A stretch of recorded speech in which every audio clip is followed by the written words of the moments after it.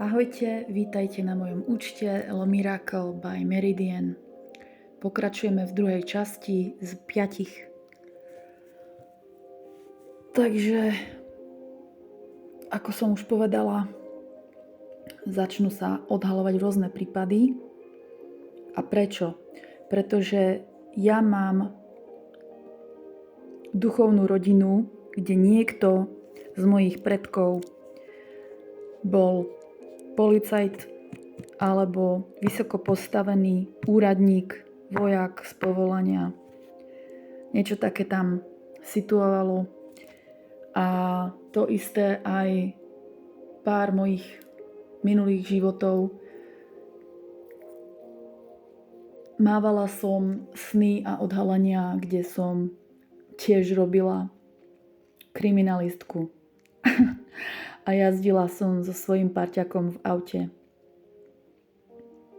On bol vždy šofér a ja som bola prisediaca a objasňovali sme rôzne prípady. A bolo to cool, no.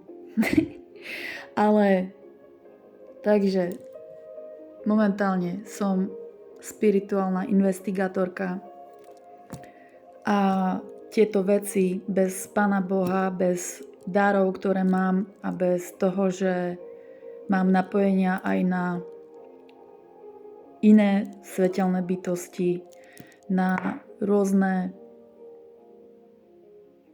duchovné bytosti, ktoré už tu nie sú medzi nami, ale sú v tom spirituálnom svete.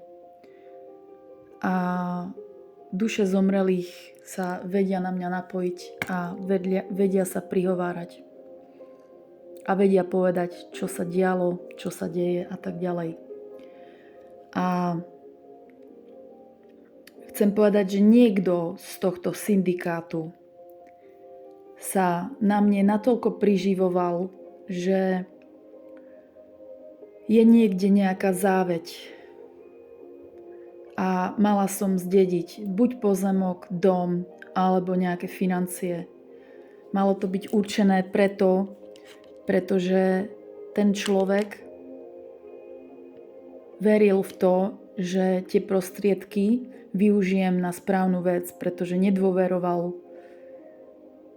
niekomu zo svojho blízkeho okolia, z jeho pokrvnej rodiny, že to využije pre dobrú vec.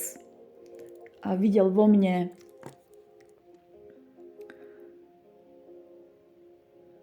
tú bytosť, ktorá bude vedieť s tým správne narábať. Takže niekto sa tu ulakomil a niečo sa mi snažili ukradnúť, niečo sa im podarilo ukradnúť, niečo sa snažia ešte ukradnúť.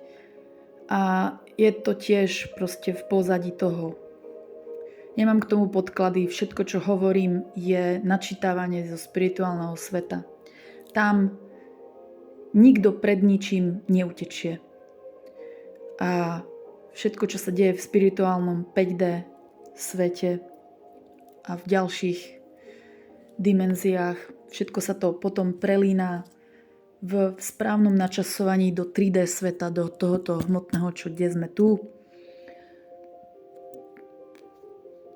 A je to niekedy zdĺhavejšie. Niektoré veci trvajú že to príde k nám rýchlejšie, niektoré pomalšie.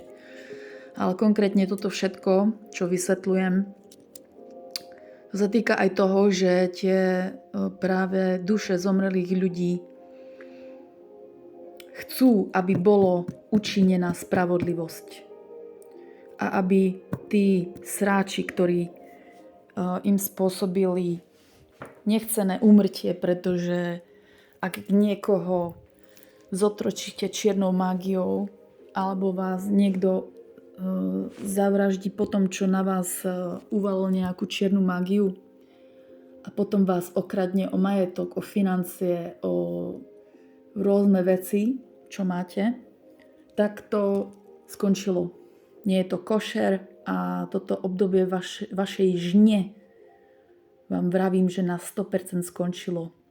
A všetko, čo ste spôsobovali ľuďom, či už svetelným bytostiam, ako takým, alebo ešte vyššie vibračným bytostiam, ako som napríklad ja a ešte iní pozemskí anjeli. Tento syndikát, ktorý robia satanistické rituály, vravím, majú ľudí ešte aj čo sa týka cirkve, pretože inak by o vás nevedeli. Pretože oni podplácajú ľudí, ktorí sú tzv. Hunters. A jeden z nich teraz sedí vo väznici, pretože sa pokúšal mňa tiež utláčať. A postupne by ma bol zabil, pretože oni idú na vás tak, že sa snažia svetelné bytosti izolovať od sveta. Začnú vás rôzne manipulovať, vytvárať vám dehonestujúce prostredie, znižovať vám sebavedomie. Väčšinou sú to proste narcisti, ktorí po vás idú, ktorí po vás šliapú. V tomto syndikáte môže byť 50 až 100 ľudí zapojených hore-dole. Ani neviete, o koho sa jedná. Ak nemáte na to čuch a intuíciu, ani neviete. Ja viem, že mňa sledujú hore-dole. Pri každom presunie z bytu do bytu, pretože ja proste sa ako kočovník sa presídľujem z jedného podnájmu do ďalšieho podnájmu a oni mi hádžu vždy nejaké klacky pod nohy. A vravím, to už trvá niekoľko rokov. Ale vravím, vaše žnie skončili a do konca roku si užijete instantnú karmu. Bude smečovať na vás, na všetkých, ktorí ste boli zúčastnení a ktorí sa ešte stále podieľate. Ale vravím, tá vaša čierna magia, ktorú teraz strieľate, tak už nemá dosah na mňa. Takže vystrieľali ste možné náboje a teraz vás začnú, tým, že ste lovili mňa, teraz vás začnú loviť duše zomrelých, tých ľudí, ktorých ste priviedli buď to do šialenstva, alebo až vyslovene do smrti a že máte toľko obetí na kahánku, že fakt dosť. A všetky tie duše zomrelých, duša nezomiera. A budú sa podieľať na spravodlivosti, pretože Boh to tak chce a spravodlivosť bude učinená. Takže budete proste do nekonečna, budú vás chodiť strašiť v noci, nebudete vedieť spať, pretože tie duše zomrelých budú chodiť aj cez deň, aj v noci a budú vás strašiť. Niekto z vás sa bude môcť asi aj vedieť počúrať zo strachu, pretože nebudete vedieť, ktorá bije, ale to máte za to, ako trest za to, že ste vzali niekomu alebo ste sa podielali na niekoho smrti. Takže karma za život.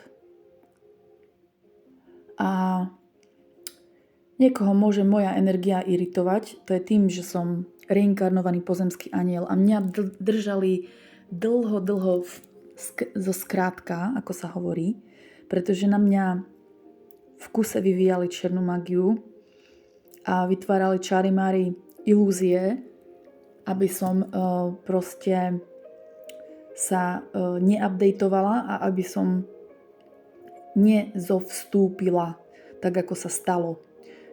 Preto moje dary boli utíšené, aby som nevidela, čo sa okolo vás deje. Ale všetko toto sa už deje. Staň sa voľa tvoja, Bože, tatínku. Takže v ďalšom dieli budú ďalšie informácie o týchto sráčoch. Ahojte, Zuzana Meridien.